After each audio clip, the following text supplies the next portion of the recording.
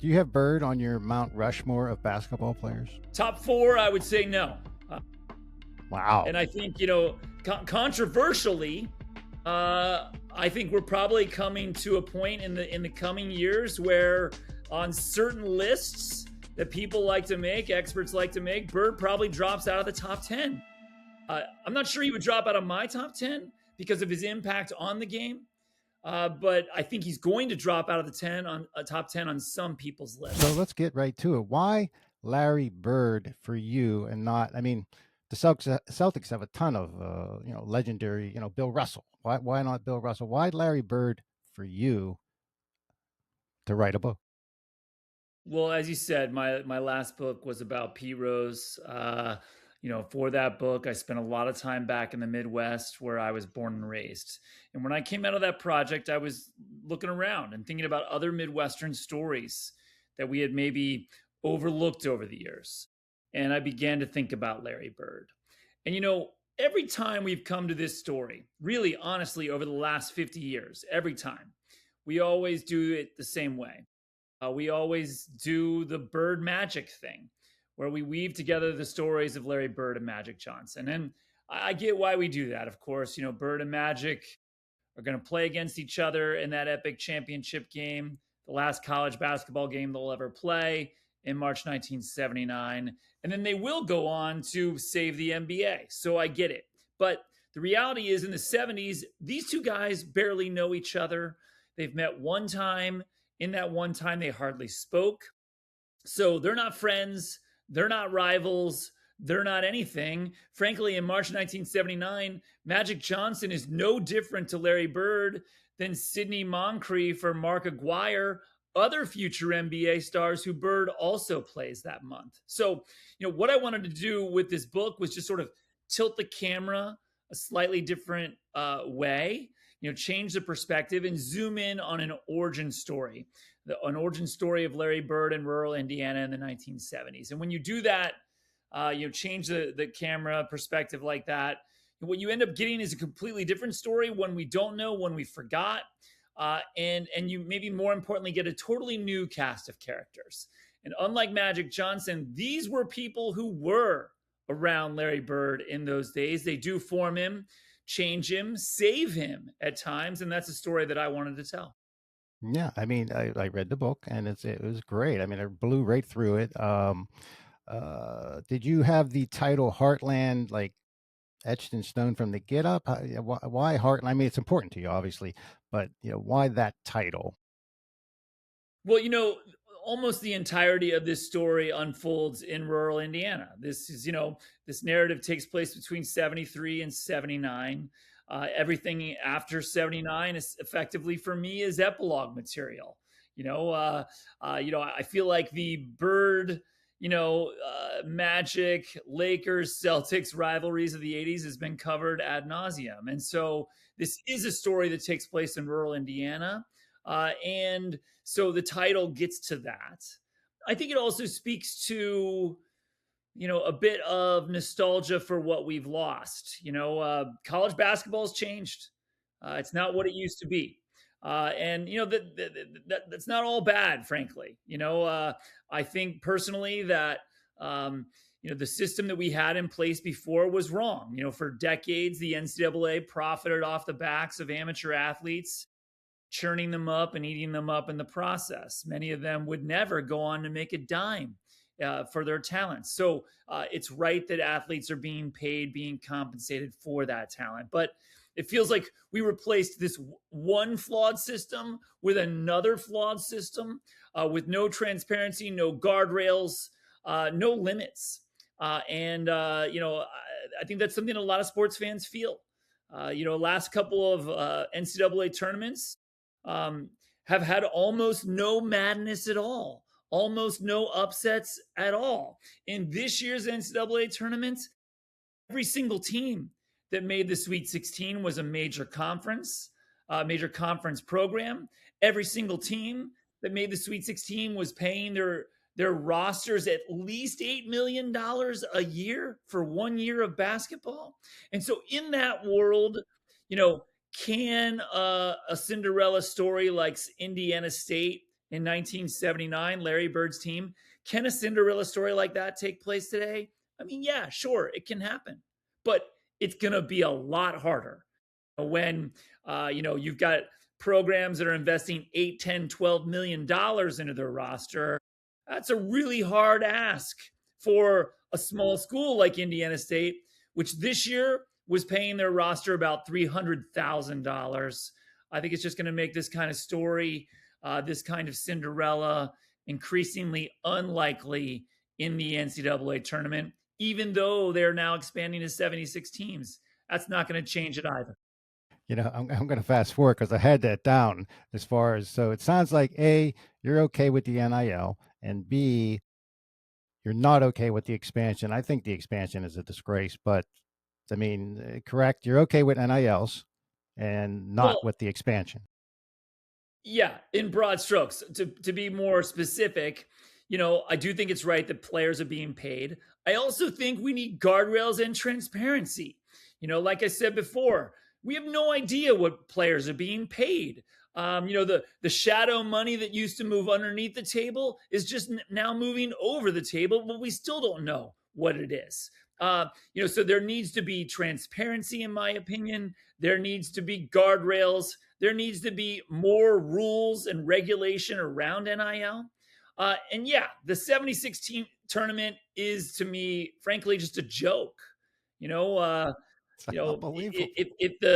if we had 76 teams this year in this year's tournament, the 10th best Big Ten team would have been in. The 11th and 12th best SEC team would have been in.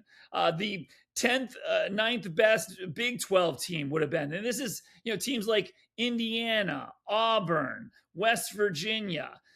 Are some smaller conference teams going to get in as a result? Yes, there will be a couple more. But again, those teams have the deck stacked against them as far as competing, on this platform in this current system. Where one school is paying a basketball program $12 million, and another school in the NCAA tournament is playing, their roster $200,000. Yeah, that's a problem, but that's another story. Just to backpedal, French lick. I grew up in the '70s. Now, basketball wasn't too prominent in Pittsburgh because it's Steelers, Penguins, Pirates. But I was a sports fan, so we played basketball and we wanted to be so and so, Dr. J, whatever. Important part of understanding Larry Bird, just like the Pete Rose book. I didn't never knew the backstory of him growing up, why all that tough stuff, and but the stuff I don't want to reveal everything, but some of the stuff I was like, wow, I didn't realize he was this and that, and this was going on, and you just see him all of a sudden on TV, and it's like, wow, oh, he went to college and he made it to the pros. But the backstory is great. But French lick is very important, obviously, right? Well, I mean, it's a singular place that absolutely does shape him. French Lick in the 1920s was a bit of a resort community. 100 years ago, they had two really big hotels. Moneyed Midwesterners would summer in French Lick. But by the time Bird is born and growing up in the 60s and 70s, all that is gone. The hotels are shuttered, closed, have fallen on hard times. French Lick itself has fallen on hard times. Unemployment in the county, would hover around 18 to 20%. Lots of people were struggling in French Lick and in rural Indiana in the 1970s. Larry Bird's father was struggling in the 1970s. Big time. Bird grows up, frankly, on the edge of poverty. And really because of that, he's not dreaming of one day playing college basketball. He's not dreaming of playing in the NBA. Those are absurd dreams for a kid in French Lick to have in the 1970s. All Bird wants to do is maybe be as good as his older brother Mark, who was a really good player on the Springs Valley High School team in French Lick in the early 1970s. That's all Bird wants to do.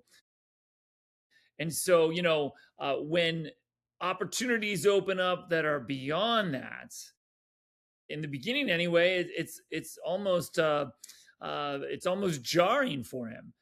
This wasn't part of the plan, and maybe for those reasons, it does go sideways a little bit, for Larry Bird in the mid 1970s, to the point that I would argue Larry Bird nearly slips away.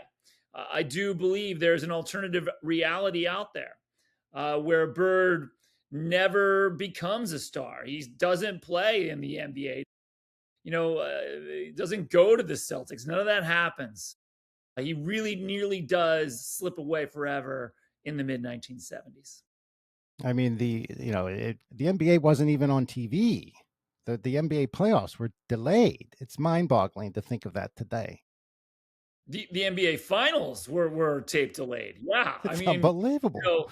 there are there are championships that almost no one saw. The Trailblazers championship in 1978. Magic Johnson's first title in 1980, Larry Bird's first title in 1981. These were all tape delayed. Unbelievable. 79 as well. I think Bullets Supersonics, I think it was. Mm, yeah. All tape delayed. Coming on the East Coast after the 11 o'clock news is over.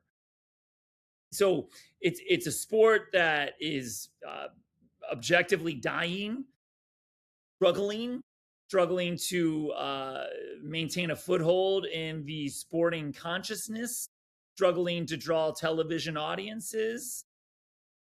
Uh, in the late 1970s, almost anything you can imagine was more popular on TV than the NBA. Soap operas, police procedurals, reruns, amateur boxing, professional bowling. All of these things drew higher ratings than the NBA.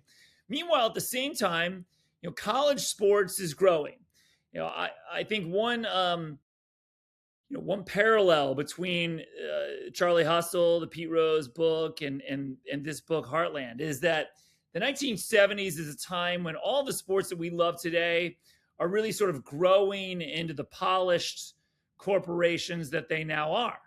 And the NCAA is certainly one of those. When the NCAA tournament begins in that decade, the games aren't being played on primetime television. They're not drawing large audiences. The tournament itself is small, 24 teams, 23 teams, 30 teams, etc. And it's really the course of that decade where that changes. The NCAA tournament sets television viewing records in 72, in 73, and 75. It's because of those audiences, the NCAA and NBC, the broadcast partner in those days, they move the games to prime time. They move the finals to Monday night. They move the finals to Monday night. Why? Because it's working for Monday Night Football. Maybe it will work for the NCAA tournament too, and it does. And so, over the years, we've sort of boiled down this narrative to Bird Magic, and we say, oh, Bird Magic in the 1979 game that starts March Madness. That's just not true. Does it help propel March Madness further? And grow the roots deeper into our public consciousness? Yes. But the tournament is growing throughout that decade, growing and growing, growing in significance, growing in relevance, growing in finances. So really, Bird and Magic don't create the wave. They are riding this wave in 1979. Like we've seen a lot of times in history, these two transcendent figures, Bird and Magic, just sort of come along at the exact right moment in time, amplifying, this thing that we're already interested in, the NCAA tournament. Yeah. Yeah, if it wasn't for Sports Illustrated, I would have been out of the loop. I mean, every week I look forward to it just to see what was going on. Any misconceptions about Larry Bird you wanted to correct with this book? I mean, I didn't set out to correct anything. I was drawn to this story, like I said, because I feel like we have been telling it the wrong way all these years. One way and potentially the wrong way, overlooking this incredible underdog story. You know, and then I came to it with, I would say, pretty minimal knowledge of the Bird narrative. I knew the things that most sports fans know. French Lick, Indiana State, Bird Magic, Celtics, Dream Team, done. I knew the broad strokes. I did not know so much of what I learned about Larry Bird, his struggles as a kid, his family struggles, his father's struggles. And I really did, go to great lengths to try to portray his father's struggles in three dimensions. I think over the years, again, when people have told the Larry Bird story, his father and his father's struggles are like one line, two lines. But those struggles are really shaping who Bird is going to become. Uh, you know, his desire for privacy, his desire to be someone. All of these things can be tied back, I believe, to his father's struggles. And so, I tracked down Larry's father's military records, his time he served in World War II in Korea. I spent a lot of time in French Lick talking to people who knew Larry's father. I really did want to make him come to life in three dimensions on the pages. Did you feel any pressure to protect his image at all? I see myself as a journalist, as a historian. I'm not writing about people, Pete Rose or Larry Bird included. As a fan, I'm writing about them as a historian. And one thing I really learned in the Pete Rose project was the importance of just staying out of the way of the narrative. So often over the years with Pete Rose, this very controversial character, writers who told that story made choices with their words, with their sentences, with their structures, with the facts they did or did not include, that made it very clear to the reader how they felt about Pete Rose.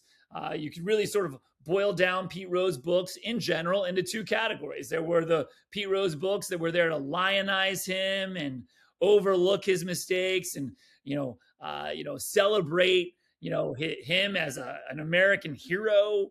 And then there was this other category of books that were there to really look at all the ways Pete Rose failed and his lies and his mistakes and take him to task for those things. And what I wanted to do with Charlie Hustle is just report the story with unprecedented access, documents, reporting, and then write it straight down the middle, and let readers come to their own conclusions about Pete Rose. I wanted to write that book in a way that people wouldn't even know how I felt about him, and I really did try to do the same here with Larry Bird. I think that is what great biographers do. We're not here to tell you how to feel, tell the reader how to feel, how to think. We're here to write the story, good and bad, and let people come to their own conclusions. Any contact with Bird during the writing, or after the book was written? I made many efforts to try to speak to Larry Bird. Yeah. First through proper channels, through the front door, I tried to get to him through his agent.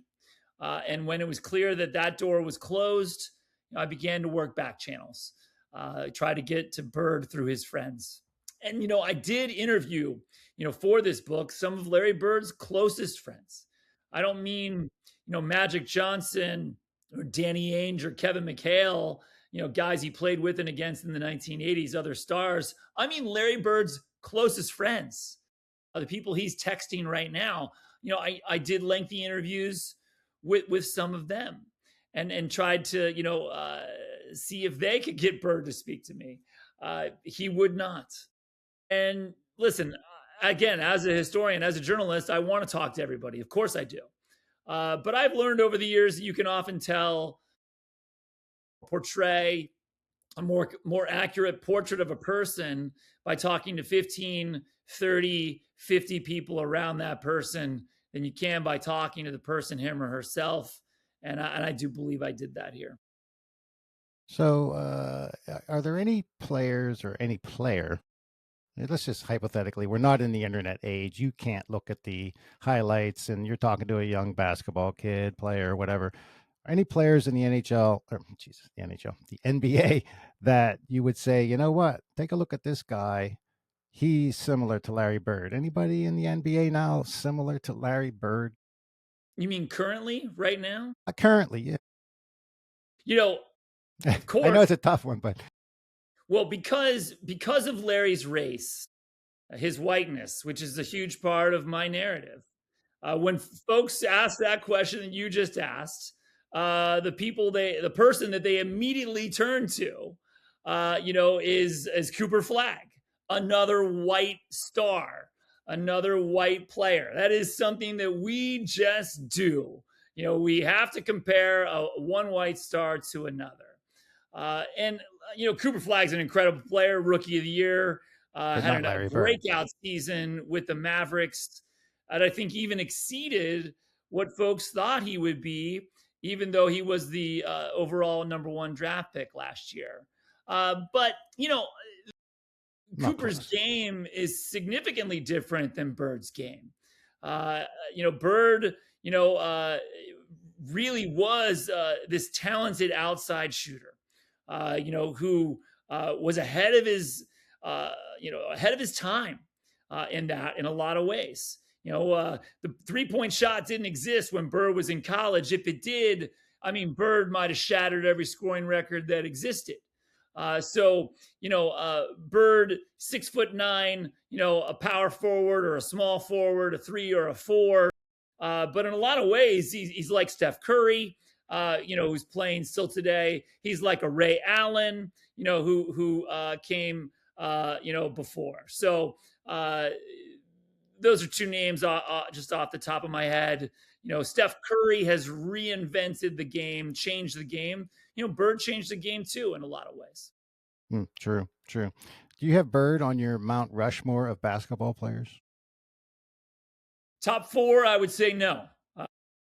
Wow. And I think, controversially, uh, I think we're probably coming to a point in the coming years where on certain lists that people like to make, experts like to make, Bird probably drops out of the top 10. I'm not sure he would drop out of my top 10 because of his impact on the game. But I think he's going to drop out of the top 10 on some people's lists. I Who do think you that's a have though? controversial Yeah, moment that is yeah. coming. Who would you put there? Not to put you on the spot, but I mean, I'll tell you mine because I went nuts trying to come up with this. But I'm again going back to the '70s, growing up. I have Chamberlain, Jordan, Kareem Abdul-Jabbar, aka Lou Alcindor, and Bird, which could be flopped out for Kobe, Duncan, or LeBron. I mean, it's a tough one, but definitely Chamberlain and Jordan and Abdul. I don't know. What do you have? Who do you have? Great question. Without hesitation, Lou Alcindor / Kareem Abdul-Jabbar is on the Mount Rushmore. Gotta Jordan be. is on the Mount Rushmore. I think Boom. LeBron is on the Mount Rushmore. He's going to, if he returns to the Lakers here, I think he might return for 2 seasons, 2 more, which would put his career at 25 years, a quarter century. I think LeBron is absolutely, on that Mount Rushmore. And the fourth place, I'd have to think about. But I'm not sure it belongs to Bird. I'm just not sure. Yeah. I mean, you can go by championships. You can go. I'm just picturing in my head, these people on the court. Chamberlain. I mean, just unstoppable. Again, different era. He was a monster. I mean, but you got so many other players that have won a lot of championships. But that doesn't mean you're on the mountain. You're not on the mountain because you won championships. So if you take away all the popped in my head the championships of Larry Bird. And what is the human story behind Heartland? Forget the fame, championships, and all that. What's the human story? Well, Larry, the story of Larry Bird and of Indiana State is one of the great underdog stories of the past 50 years. It's an underdog story wrapped within an underdog story. Uh, you know, Bird never plays on national TV until the final weeks of his college career, the last 3, 4 weeks. He never plays in the NCAA tournament until the last season of his college career. It really is an epic underdog story. Even with Larry Bird on that 78, 79 Indiana State team, no one expects them to do anything. It is the story of a team, of a time, of a place, of a moment that was so big that it really does lift up everybody who's in that locker room, changes everything, not just for Larry, but for the people around him. And that is really, the story in Heartland. Well, I really appreciate you coming on, Keith. For having me. It was great to be back with you. I loved the conversation.